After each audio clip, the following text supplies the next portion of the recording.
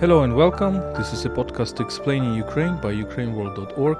We continue our podcasts about the war which Russia started against Ukraine. This series is brought to you by Internews Ukraine and Ukraine Crisis Media Center, two Ukrainian media NGOs. My name is Volodymyr Yermolenko. I am editor-in-chief of UkraineWorld.org. We are making this podcast with Tetyana Ogarkova, who is in charge of international outreach at Ukraine Crisis Media Center. Hello, Tanya. Hello. Before we start, let me remind you that you can support us on Patreon, patreon.com/UkraineWorld. Thank you for staying with us and for listening to our podcasts. So today we're going to talk about what's happening in the south of Ukraine, Kherson Oblast in particular, which Russians occupied quite quickly. And now there are signs that they are depriving Ukrainians who are there of the agricultural equipment, of grain, and of the seeds to make crops for the next year. And this is very dramatic development, because we in Ukraine know this story because it happened to us several times already. Yes, that's it. So we were talking a lot about Donbass, about this decisive battle in the east, in Donbass, but we are maybe talking not enough about south. South and Kherson, namely Kherson, is the only big city occupied by Russia in the beginning of this war. And for that moment, the situation is unchanged. So they control Kherson and Oblast, and their plans are to attach this Kherson Oblast to Crimea. And the biggest plan is to make a kind of corridor coming from Russia through Donbass to Kherson, and maybe even to this later to the west, just to make it to cut Ukraine from the sea. So this is a bigger plan. We do understand that this is not a realistic plan for the moment, because they were unable to take Mykolaiv, not to speak about Odessa. But south is occupied, and as far as this territory is extremely difficult to reconquer because of Dnieper River, because of all kind of smaller rivers there, is for Ukrainian army is a strategic battle there, and it will not come in coming weeks. What Russians do in the meanwhile? In the meanwhile, Russians are talking already for many days, for many weeks even, about so-called referendum in Kherson. And for example, we are on the 27th of April today, and they initially announced a kind of referendum for today, for 7th April, but it was postponed to the mid-May at that very moment. They are talking about this kind of referendum where they will be pretending to ask local people if they want to be a kind of independent republic as Donetsk and Lugansk. We do understand the manner how these referendums were organized in Donetsk and Lugansk. They don't really need people for that. They don't really need any kind of real vote for that. But the problem is that they do control Kherson and the region. At the same time, what we do know about Kherson is that they are already mobilizing people, I mean, mostly men, for sure, to combat in their army. This information is very preoccupying for Ukrainians, because what they try to organize Ukrainian, making war against Ukrainian, what they were already doing in Donetsk and in Lugansk. And it's quite clear that Ukrainian army will be killing its own citizens. It's a tragedy. But what we are going to discuss today is not only this military aspect, but also this important humanitarian aspect. What we know from testimonies from people who were living in Kherson until lately, we still have some people we know personally who left Kherson 1 week ago. They were talking about prices for food. They were talking about the extremely high prices for food, and about shortages. I mean, they were unable to buy basic food. And at the same time, Russians were bringing humanitarian aid, what they call humanitarian aid, and making photos for sure, showing that the Russian army is helping people in Kherson, and the Ukrainians, they punish them because they were unable for supplies. So Kherson and Oblast, they are closed for any kind of commercial goods from Ukraine, that's clear. And that's why we can explain these prices. But now the situation comes even more dramatic. Let's also not forget that Kherson is now closed. So since a few days ago, you cannot leave the area. And also our acquaintances, we know people who left Kherson or Kherson Oblast, and they were like, it seems that in the last echelons, in the last, taking the last opportunities to leave. So unfortunately, Russians are blocking people from evacuating from Kherson, and they are now beginning to confiscate food. Not only there are shortages, Kherson is a rich region.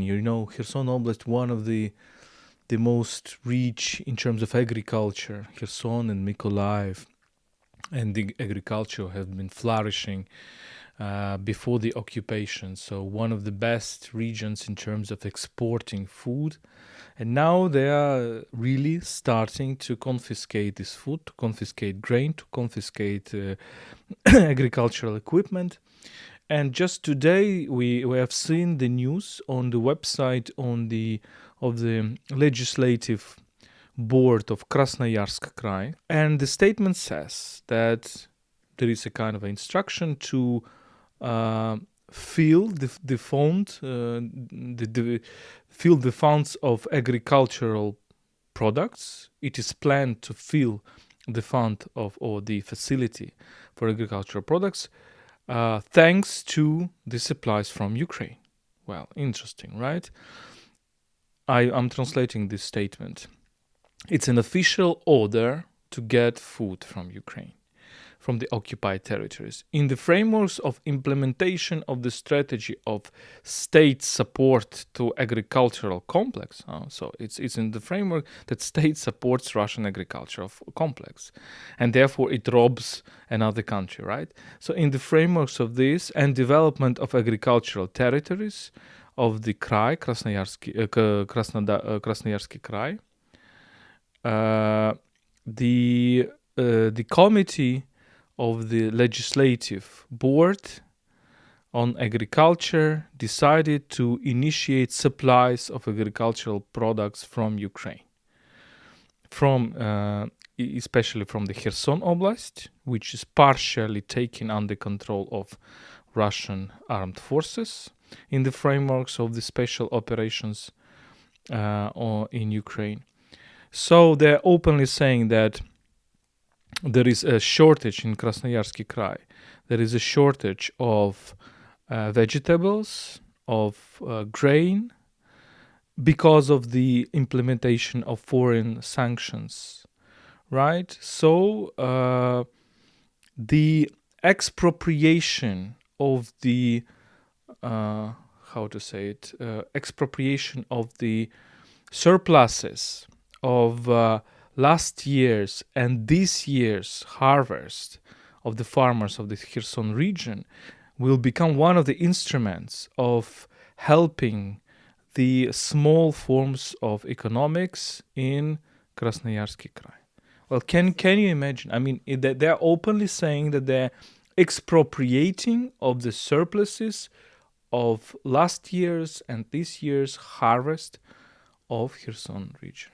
They're trying to get pragmatic because, well, what we see in other regions, say, destroyed, well, let's look what's happening in Mariupol. They have no economic profit of Mariupol because if even they take Mariupol, it's a kind of ruin. In Donetsk region and Lugansk region, I mean, all these combat zones, there are only ruins there. You cannot do anything there because everything is mined. Even if they take these territories without people, or maybe with some people living in ruins, there is no economic meaning, in that. So what they try to compensate maybe this war, saying that, look, we'll take Kherson, it is rich, it is not destroyed. Why it's not destroyed? Because there were no combats, because they were able to take Kherson quite quickly in the beginning, the first week of the war. They were already controlling Kherson, the only big city. That's why they're trying to, and they really start suffering from sanctions. I mean, on every level, but on the level of agriculture, why not? So they're trying to be pragmatic and to say, look, what we can do about that. Not only political, I know political meaning of that, saying that, and they are sure of themselves. I mean, they are trying to. This referendum will be needed exactly for this, in fact, just to use this region to enrich Russia. But let's say what is going on, because we are Ukrainians know what is going on. We experienced that 100 years ago. It was the same during Holodomor. Let's say it openly. Russians are preparing the artificial famine right now in the agricultural regions of Ukraine, because at that time in early 30s it was the same. Russia was, Soviet Union was going through industrialization, and they need to do something with the so-called surpluses to sell them to the West to get, money to buy machines for Stalin's industrialization. This cost Ukrainian at least 4 million lives of Ukrainian peasants who were starved to death in 32-33. Now it seems we don't know about the scale yet, but it seems that they are, going in the same direction. They go to another country. They have their shortages in that Russia, which basically was always quite poor in terms of being capable of producing good foodstuff. That's what we see from from the phone calls from the Russian soldiers, that they are surprised with the quality of food in Ukraine. So now they will be confiscating the food, not the surpluses of food, but simply the remains of food which are in the Kherson Oblast. That's it. Crimes after the crime. After the crime. Genocide in Mariupol, in other places, and then these Holodomor gestures. At least they start to do the same thing. So they are trying to accumulate every crime they could do this and here in Ukraine. we are kind of comparing Putin with Hitler and so on and so forth. What's the problem? Of course, there is a discussion of these terms. Is it a genocide, not a genocide? But look, Hitler was, ruling Germany for a little bit more than 10 years. He did his horrible crimes. He was defeated, and then it's gone. And the Nazism from Germany, from Europe, is gone. And Europe was starting, being civilized and creating European Union, etc. Here in this geography, we see something repeating what happened 100 years ago, less than 100 years ago. So it's a new genocide, repeating genocide. And the Holodomor was also genocide who was actually repeating what happened in the early 20s. And then you go deeper in history. So here the evil was not punished. It was not never punished. It was never redeemed. It was never... Nobody said sorry for this, and nobody was punished for this, and therefore we have the repetition of genocide. This vicious circle, in fact. So this story repeats itself simply because there were no official recognition of all these crimes.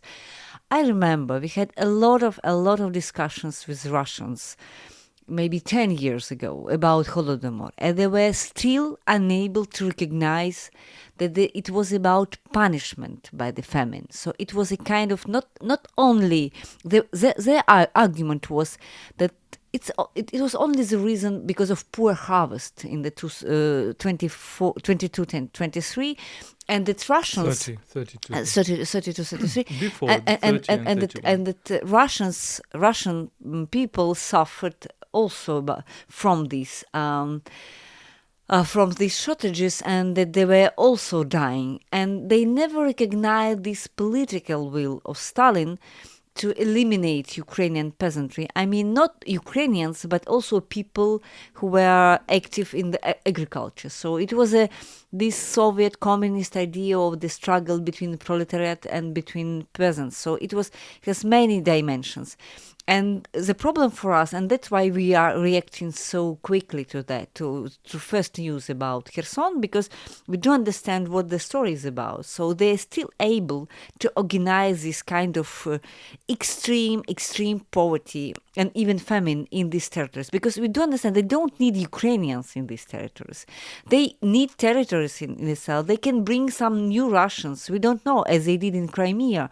We do remember in Crimea, many people left Crimea after the annexation. They were able to bring quite a lot of people to the seaside. So it's a good climate in Crimea, and then Russians were buying flats, apartments, houses in Crimea, and they are still able to do the same thing with Kherson.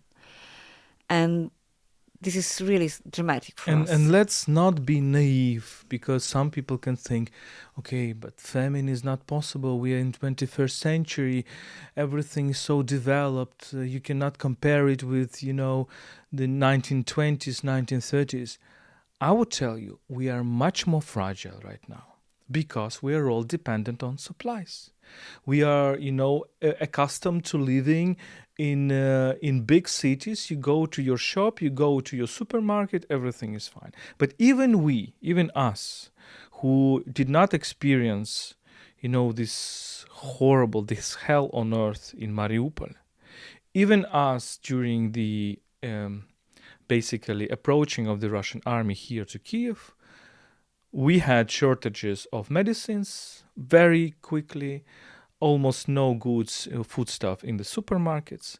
And that means that Kiev did not experience, Kiev, the central Kiev, not speaking about the suburbs, did not experience the real war, except for some Russian tanks in Obolon, etc., or in Nivki or something like that. But you just cut supplies, and imagine you are in the city, you are not a peasant, because if you are a peasant, you probably have something, in the underground. And that's it. And in a matter of 2-3 days, imagine you don't have water. This was the situation in Mariupol. We will read some of the testimonies today. So this is it. And famine in today's world, industrialized world, which all is dependent on supplies, supply chains, etc., where one simple, weak individual basically becomes helpless if all the supply chains are cut. Yeah, that's it. That was one of our primary lessons from the war, that the civilization is extremely fragile today. So we could not imagine that you could not buy food just in 2 days after the beginning of the war. We had shortages of bread even in Kiev, and shortages of everything, in fact. So it comes very fast. And what is happening in Kherson, what people told us, the prices, 5 times higher than in Kiev. And we imagine people who live there, they just don't have money for that. So imagine, normal people, they're unable to buy food for the money they have. And we are in spring, so we still don't have harvest from this year, and people just will be deprived of everything. And surely enough, Russian army will force these people to do whatever they want to get food, to get humanitarian aid. Vote for them, teach Russian language in schools or whatever. We do know for today, for example, that there were another meeting today against this referendum, because people in Kherson, they are extremely courageous. You mean another demonstration? Another demonstration. And there were 4 people wounded during this demonstration, because Russians, they were throwing some explosives to these people. They're stronger. When you are in occupied territories, you can resist for some time. Yes, they are already resisting for 2 months, but they cannot last for many weeks. Of course, there are still partisans. In Kherson, in Melitopol, we hear the reports that even there are killings, of Russian soldiers, pro-Russian activists, etc. But this is the horrible situation. And come on, guys, this is Europe. So we are talking about the possibility of a famine in agriculturally rich region in Europe. But let's talk about what Russians are saying. And we continue to monitor Russian propaganda. And it's remarkable, it's horrible, it's inhumane how they distort all this picture. Because what they're saying, to cut the long story short, that it is, of course, the blame of the West. It is preparing a famine in Ukraine. Okay, so again, Russian troops entered Ukrainian territory. Russian troops went to Kherson Oblast, are confiscating Ukrainian grain, confiscating Ukrainian agricultural machines, and they're saying that it is all because of the West. Now let's look at the argument. So the thing is that European countries are now trying to think how to help Ukrainian economy, because Ukrainian economy cannot use ports. Ukrainian economy is very dependent on agricultural and other exports. We cannot really export our agricultural products. We have a free trade area with the European Union. We have a free trade area with Britain. This free trade area on some specific agricultural products, 5% of Ukrainian agricultural trade, is limited. So it's not 100%. It's limited by the so-called quotas, tariff quotas. That means that you can export a certain amount of grain tariff-free, and then there is a tariff applied to your exports. So what Brits are now doing, they are lifting these quotas, saying that, look, Ukrainians, you can export everything tariff-free to us. EU is considering, we have the news today that EU is considering removing all remaining tariff and quota requirements on Ukrainian exports. To make this free trade area competitive, absolute. yeah, and to make Ukrainian food competitive. So obviously this will make Ukrainian food cheaper in the European market and more capable of competitive entry on the European market. So precisely, it means that Europe is no more protecting its market, agricultural market, from Ukraine as it did before, because we were not a member of European Union. So now it's a kind of a political gesture of solidarity from the European Union. And of course, if Ukrainian ports are not working, properly, our key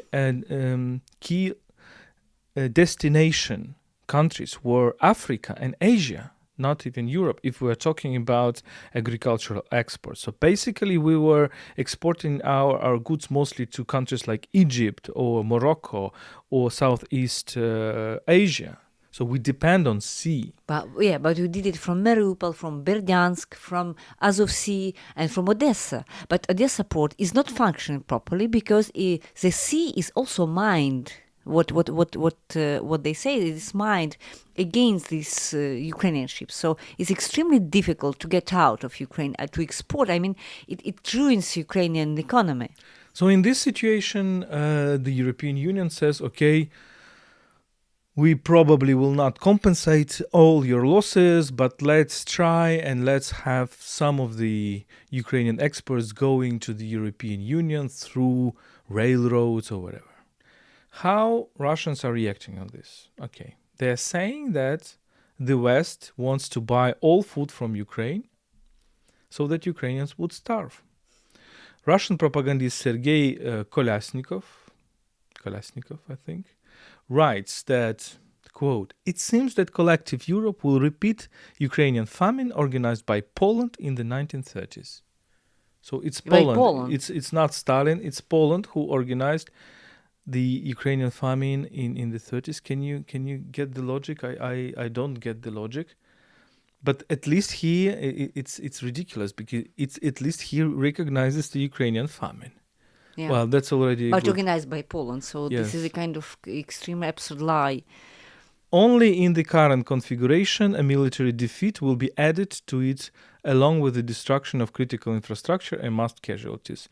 He adds, but he does not add somehow that it is Russia who provoked all that. He also writes that the world, quote, the world is plunging into an unprecedented food crisis due to anti-Russian sanctions by the West. Oleg Tsarev, this is a former Ukrainian politician who's now collaborator with Russia, urged... He was always collaborating with Russia, Yes, by the way. he was always collaborator, that's true. Urged the Russian military to bomb the Ukrainian railway further so that export of Ukrainian grain would not be possible. Yeah, because exactly, that's very logic. Yeah, because yes, so let's bomb Ukrainian so that Ukrainian economy doesn't function at all. So this is it. Can you imagine that? I mean, we are going through a probably another major tragedy, genocidal tragedy, organized by the Russians, and Russians are blaming whom? The West for. It's stupid. I mean, it's just absolutely impossible. it's this evil logic. I don't know, for blaming others for what you are already doing and what you've done, and what you were always doing. In fact.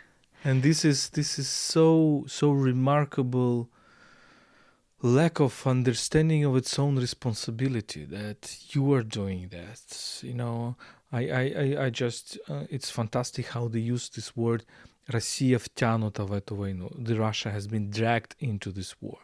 Who dragged you into this war? Who dragged your Russian tanks? Who dragged your soldiers into this war? Aren't they themselves who crossed the border, went into Ukrainian houses, raped Ukrainian women, killed, shelled Ukrainian civilian cars? Who dragged them? Why? They always think that it is somebody else. So they're imagining dangers coming from NATO, whatsoever. There is no reason to argue with them because they just don't understand the logical arguments. When before the war, why? Let's talk about it. We never talked about the fact why nobody in Ukraine believed that Russia could attack Ukraine. So we received a lot of information from foreign intelligence. I don't know, maps were published in our media, but nobody believed. Now when you are talking even to military, even to Ukrainian intelligence, nobody was convinced that this would happen. Why? Because there were arguments against, because everybody understood that there could be no military success for Russia with 200,000 troops on the border, and if you attack in every direction. So it was clear for Ukrainians in the beginning. That's why we were trying to imagine that they were using the same logic and the same arguments and that we were. But in fact, they are doing these illogical, absurd things, actions, and they started this cruel war just in order to start it. They had no chance to succeed. They had really no chance to succeed. But they had a chance. They started it. So when you are trying to understand Russia, so let's maybe put it simply, you can never understand Russia because what they do, they are they're doing things that we cannot understand from the rational point of view, simply. Yes, they cannot win this war, but they can destroy everything. They can lead not people everything. They are unable to destroy everything. They're able to destroy what they can, what will let them destroy. But this is not.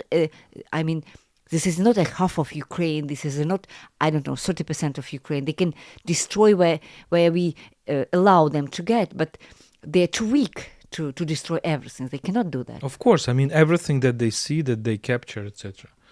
Now, briefly, what's happening in the East right now, we also are talking about this. So, what Ukraine needs armaments. It is being supplied. We have seen a big meeting yesterday on Ramstein. It's in Germany, organized by Americans, by NATO. It's unprecedented meeting. Ukrainians were there. It's very good that the process is going on. It's very good that Americans changing the rhetoric. They are saying that not only they want Ukrainians to win, but also they want to weaken Russia so that it never happens again. And it's very important because we stress here in this podcast that a new genocide is coming, and it will repeat something which already happened.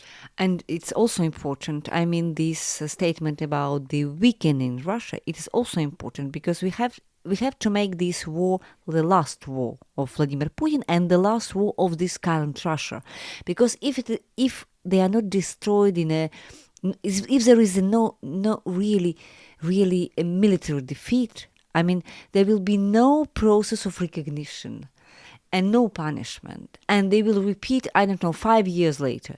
So what we really need now, we really to stop just this story about this former empire being able to attack its neighbors. And to do that, we need military defeat, and we need this kind of, I don't know, punishment, real punishment, in order to get them know, I mean, all the population of Russian Federation, to get to know that they are guilty.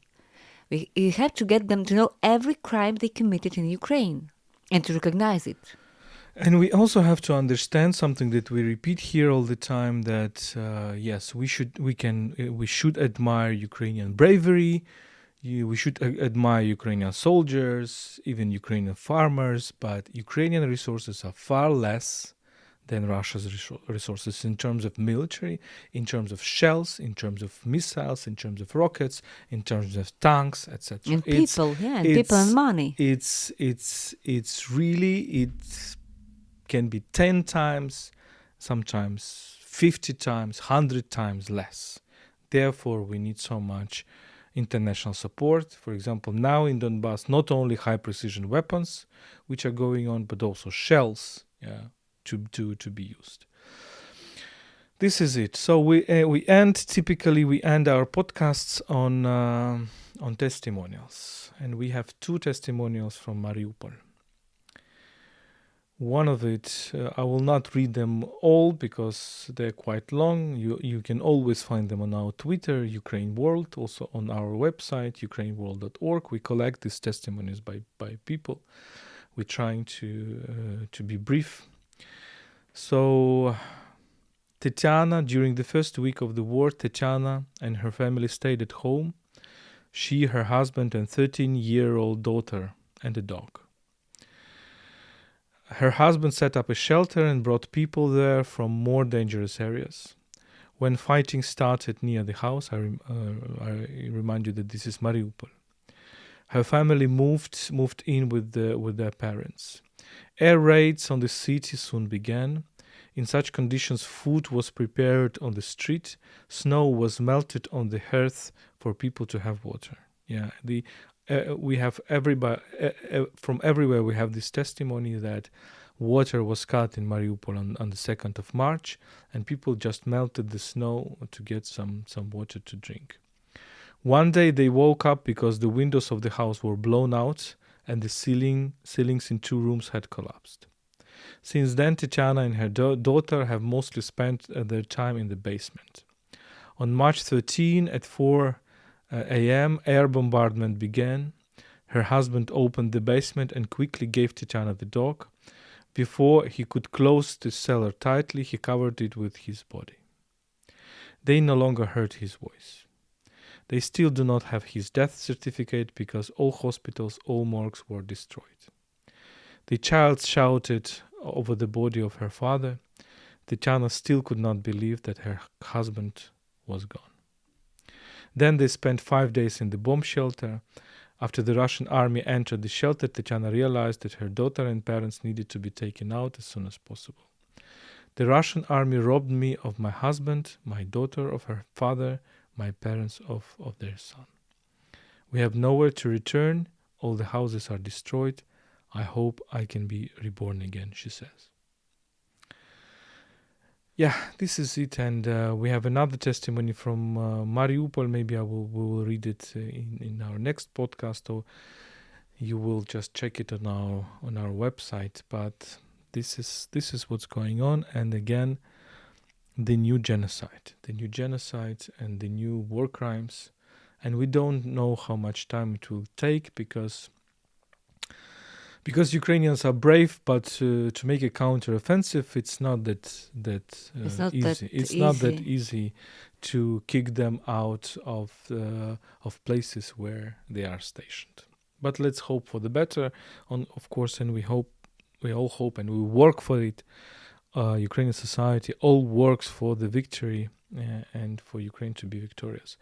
This is a UkraineWorld podcast explaining Ukraine. And this series is brought to you together by Internews Ukraine and Ukraine Crisis Media Center, Tetyana Ogarkova and myself, Volodymyr Yermolenko. Follow us on Google Podcasts, Apple Podcasts, YouTube and SoundCloud, and everywhere else that you get your podcasts. And you can support us on Patreon, patreon.com/UkraineWorld. Follow us, stay with us, and stand with Ukraine.